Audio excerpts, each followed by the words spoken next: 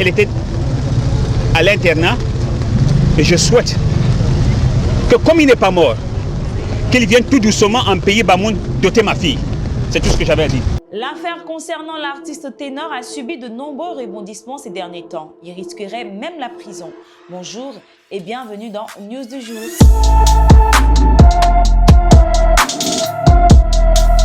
Hello la team, j'espère que vous allez bien. Comment on se retrouve aujourd'hui pour un nouveau numéro de News du jour.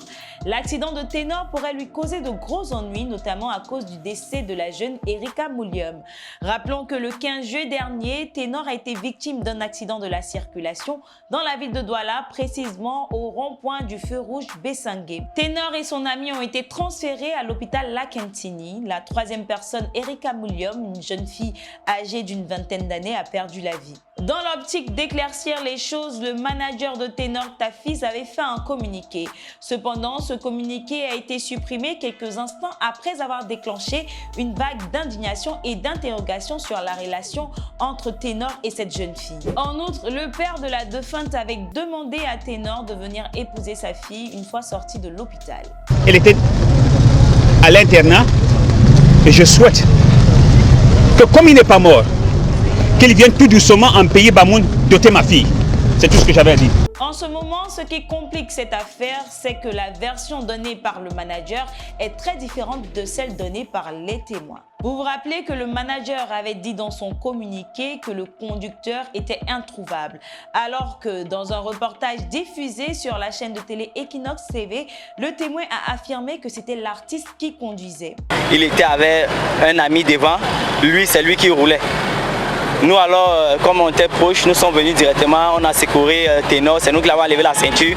Directement, son ami tiré son ami au sol, mettre de côté. Et les deux femmes, parmi une est morte, puisqu'elle a sauté par la vitre, elle est sortie par la vitre, elle a tapé la tête au sol et elle est directement morte sur le champ. On apprend aussi que Ténor et la jeune fille ont passé du temps dans un bar cette nuit-là, quelques heures avant l'accident.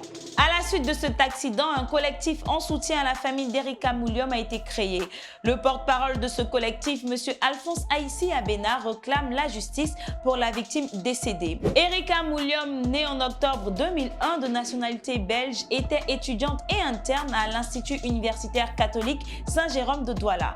Alors, le collectif se demande comment est-ce que cette jeune fille a pu se retrouver hors de l'internat de cet institut dont le règlement intérieur est strict. Dans un communiqué publié sur sa page Facebook, il affirme « Selon les informations reçues, les stratagèmes sont mis en place pour permettre à l'artiste Ténor de sortir du pays à destination de la Côte d'Ivoire afin de tenter d'échapper à la justice. » Le collectif invite le procureur de la République à ouvrir rapidement une enquête compte tenu du fait que les preuves sont en train d'être dissimulées à l'instar du téléphone portable de la défunte qui est introuvable pourtant ayant été récupéré sur les lieux de l'accident selon les témoins par un proche de l'artiste Ténor.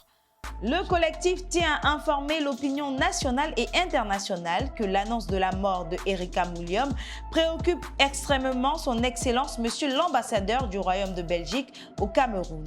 Pour certains fans, si Ténor va en prison, c'est à cause du communiqué de son manager. Alors, comment va se terminer cette histoire? Réagissez en commentaire, likez et partagez cette vidéo au maximum. Abonnez-vous à nos différents réseaux et nous, on se retrouve très prochainement pour une autre vidéo. D'ici là, portez-vous bien.